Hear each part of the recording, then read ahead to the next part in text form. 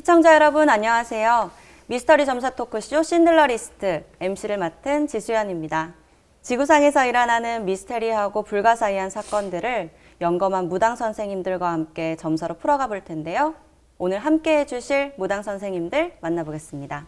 안녕하세요. 안녕하세요. 안녕하세요. 신명을 받은 신의 제자 1호 신당 이수정입니다.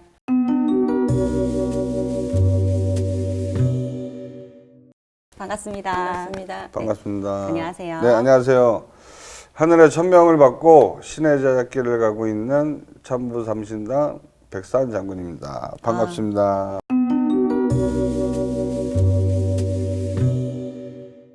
네, 오늘 공통 키워드는 도망자로 제가 맡은 사건은 구원파의 목사이자 청해진 해운의 회장 유병언입니다. 이 유병언 어떤 사주일까요, 선생님? 이 유병헌 씨 같은 사주 기운을 이제 봤을 때 이분 같은 경우에는 타고난 사주 기운이 권력, 재물, 그리고 사람을 이용해서 뭔가 수단과 방법을 가리지 않는 그런 사기꾼 기질, 그리고 종교적인 기운도 강하신 분이라 뭔가 이중성이 분명을 갖고 있는 그런 사이비 교제 같은 사주가 분명하다고 볼 수 있고요. 이런 성향을 갖고 태어났지만 자기가 받아먹을 수 있는 운을 다 받아먹은 사람이라고 볼 수도 있어요. 그러니까 안 좋은 기질을 갖고 있는데 좋은 운을 받아먹은 거죠, 쉽게 따져서. 선생님은 어떻게 생각하세요? 저는 영적으로 봤을 때 항상 간제가 따르고요. 말년운으로 본다고 하면은 외롭게 좀 이렇게 혼자 있게 보이거든요. 주변에 사람이 없어서 항상 외롭다고 생각이 듭니다. 그래서 임종을 봤을 때도 사람이 누가 옆에가 임종을 봐줄 사람이 없게 보이거든요. 그래서 너무 외롭게 이렇게 있다 가시지 않았나 싶습니다. 네, 이렇게 간단하게라도 얘기를 해주셨는데요. 그럼 지금부터 네. 그날의 이야기를 시작해 보겠습니다. 늦은 밤 경찰서로 걸려온 한 통의 제보 전화. 전남 순천의 한 매실밭에서 사체가 발견됐다는 내용이었는데요. 경찰이 그곳에 도착하니 정말 반백골의 시신이 보였습니다. 하지만 무슨 이유인지 사체 훼손이 너무 심해서 알아보기 힘들었다고 하는데요. 이후 경찰이 사체의 DNA를 검사한 결과 놀라운 사실이 밝혀집니다. 시신의 DNA가 구원파의 목사이자 세월호를 운영하던 청해진 해운의 회장 유병언의 DNA와 일치하다는 것으로 나왔는데요. 1941년 2월 11일에 태어난 그의 말년운은 어떻길래 이렇게 백골 사체로 돌아오게 된 걸까요? 자, 유병헌 씨 같은 경우는 이제 뭐 말년운을 얘기하기도 그런데 지금 그러니까 말년운은 뭐 좋지 않은 건 분명하고, 네. 근데 원래 유병헌 씨 같은 경우에 아까 이제 지금 이제 사주를 말씀해 주셨지만 사주를 봤을 때 어떻게 보면은 이 상관의 제살이라 그래서 관제나 이런 투쟁 이런 부분은 좀 끼고 있는 부분이 강해요. 그리고 아까도 말씀드렸다시피 남을 이용할 수 있는 그런 기질도 타고난 사람이라 그러한 부분을 갖다가 잘 피해가는 노력을 부린 거죠. 그래서 성향 자체가 이제 쉽게 설명을 해드리면 넝쿨 같은 을목의 기질인 거예요. 그래서 혼자는 절대 일어설 수가 없는 사람, 누군가 밟고 올라가야 돼서 이 사람이 이제 이중성이 있다 그랬단 말이에요. 그러니까 카리스마가 강할 때는 강하지만 또 소심할 때는 엄청 소심한 사람. 네. 그렇기 때문에 말년운으로 봤을 때 서서히 51부터 60하나 70하나를 겪어오면서 이제는 태양이 지는 형국이란 얘기예요. 그러니까 서서히 먹구름이 들어오면서 관제를 끼고 사는 그런 형국, 피해가지 못하는 관이 들어온 거죠, 쉽게 따져서.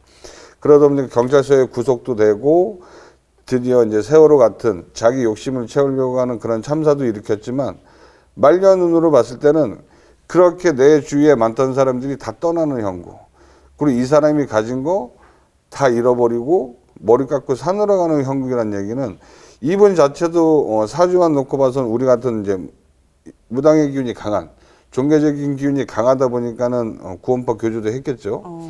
근데 그 목적을 자기 영달에만 이용을 했기 때문에 벌을 받는다고 이제 생각하시면 좋을 것 같고 솔직히 이제 저는 제가 생각하기에는 아직 죽지 않은 걸로 저는 느껴지거든요. 네. 근데 말년은 고독하고 쓸쓸할 수밖에 없는 게 내가 가진 걸 다 잃어버려야 되고 내가 질병에 시달려야 되고 그리고 내가 도피 아닌 산으로 가야 되는 그런 형국이란 말이죠. 그랬을 때 강한 용마는 바다 건너서 뭔가 옮겨갈 수도 있었을 것 같다는 얘기예요. 도움은 받았겠지만 네. 혼자 살 수는 없는 사람이기 때문에 네. 그렇게 말년이 지금도 쓸쓸하고 고독하게 해외에 있지 않을까. 해외에 있을 수도 있다. 네, 네, 네. 그렇게 말씀을 해주셨습니다. 그래서 뭐 나쁘게 보면 영마가 이제 죽음 뭐 그런 이동일 수도 있지만 제가 느끼기에는 아직까지 살아있지 않나. 바다를 건넜을 네, 것이다. 네, 네, 네. 그렇게 얘기를 해주셨고요. 선생님께서는요? 제 느낌은 신의 기운이 보면은 이렇게 그림을 그려보면은 저희 같은 이런 신의 기운이 되게 많아요. 네. 그래서 말년운으로 본다고 하면은 영적으로 항상 간제가 따르게 보이거든요. 그래서 제가 받은 느낌은 아마도 너무 외롭다 보니까 말년운으로 봤을 때는 외로운 사주라서 누군가가 옆에서 그분이 어떠한 상황이 있어도 임종을 지켜주지 못했다. 그래서 참 제가 느낀 점은 좀 네모 안에 상자에 갇혀 있게 보이거든요. 네. 그래서 저는 그거를 이렇게 간으로 보거든요. 그래서 돌아가셨다고 봅니다. 네. 선생님께서는 이제 살아있을 수 있다라는 네. 가능성을 보셨고, 아까는 이제 죽었을 것이다 네. 얘기를 해주셨었는데, 저는 정말 그때 그 당시에 TV에서 이제 전원 구조라고 뉴스 특보를 봤을 때 진짜 다행이다 이렇게 생각을 안심을 했었거든요. 그렇죠. 누구나 네. 그때 당시에 뉴스 보고는 다 믿었죠. 그쵸. 저는 그저 저도 그랬으니까. 네, 그게 오보라고는 생각을 못 했었는데, 이제 그게 전체 인원의 절반도 안 되는 인원을 사실은 구조한 거였고, 그렇죠. 네, 정부의 이제 늦장 대응과 아직까지도 밝혀지지 않은 세월호 사건들이 참 우리를 아직까지 고민을 하게 해주는데요. 그날의 사건을 막을 수 있는 방법이 정말 없었을까요? 어떻게 생각하세요? 그날의 사건은 진짜 참담하고 암담하고 어떻게 보면 이제 인간의 무지함도 있는 거죠. 그리고 이제 안전 불감증이라는 그런 부분 그리고 유병헌이라는 그 한 개인의 그런 욕심 때문에 많은 인명 피해가 일어났던 사건인데 그래서 물론 이제 그런 사건이 일어남으로 인해서 다음 사건이 일어나지 않기 위해서 이제 그 다음에 이제 소잃고 외양간 고치는 격으로 이제 많이들 이제 하는 게 뭐 이 사건뿐만은 아니잖아요. 그렇죠. 예, 그렇기 때문에 어떻게 보면은 참 인재라고 봐야 돼요. 인재. 사람이 저지른 악행이고 자기 욕심으로 인해서 그리고 자기의 그런 안 좋은 기운에 의해서 이제 국가가 같이 힘들어지는 그런 상황이 만들어졌다는 얘기지. 왜냐하면 이 사람이 정책에 어떤 영향을 끼치지 않는 사람이면 그냥 개인의 삶이 될 수도 있지만 국가적인 부분에 있어서 연결돼 있는 부분들이 엄청 많았단 말이죠. 그게 어떻게 보면 이 사람이 타고난 그런 이용수단의 방법이란 얘기지. 네. 제가 또 하나 또 궁금한 점이 2014년 4월 16일 세월호 침몰 사건이 발생한 날이에요. 네. 근데 미국 대형 여객선 타이타닉호의 침몰 날짜가 1912년 4월 15일. 또 노르웨이 국적 화물선 고야호의 침몰 날짜가 1945년 4월 16일로 세월호, 타이타닉호, 고야호 모두 침몰 날짜가 4월이라는 공통점을 가졌어요. 4라는 숫자 혹은 4월이라는 날짜와 또 이 사건이 연관이 좀 있을까요?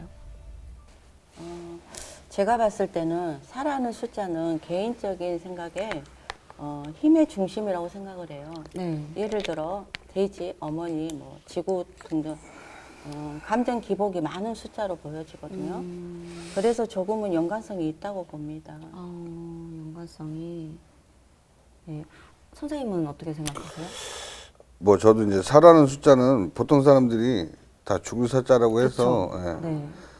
안 좋아하잖아요. 안 좋아하는데 어떻게 보면 저는 이제 생각을 조금 바꿔보면 죽음 뒤에는 이제 다시 부활이라는 게 존재를 한단 말이죠. 그래서 4라는 숫자 자체가 뭐 돼지, 지구, 어머니 이런 걸 상징하는 부분도 있지만 이제 완성된 숫자로 봤을 때 봄, 여름, 가을, 겨울이 있고 동서남북이 있단 말이에요. 네. 그리고 그러네요. 우리가 물질적인 물건들을 보면 다 정사각형이에요. 다 사면이에요. 네. 예.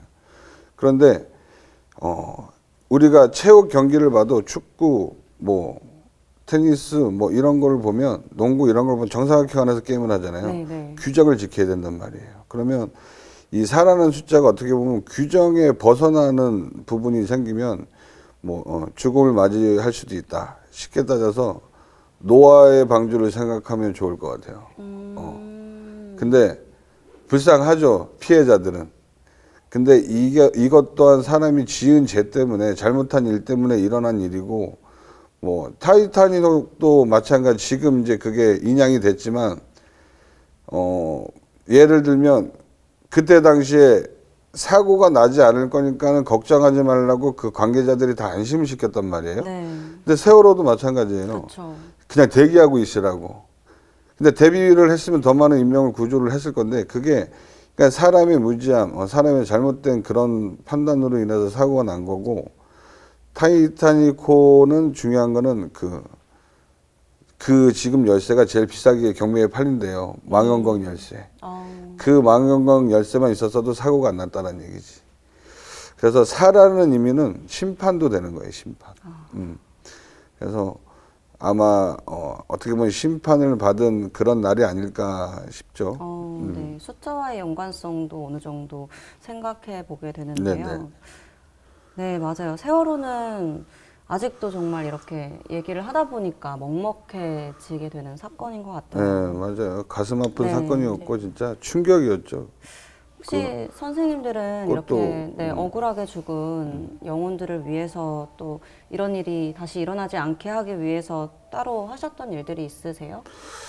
이제 저 같은 경우에는 이제 가보년 그 해에 사건 사고가 참 많았단 말이에요. 네, 그렇죠. 예, 뭐 조른 인플루엔자부터 이 세월호 사건에 파묻혀서 그 경주 M 체육시설 그 붕괴된 거, 그리고 고양시 그 종합터미널 이제 창고 화재 사건 등 크고 작은 일들이 그때 전반기에 엄청 많이 일어났었어요. 네, 네.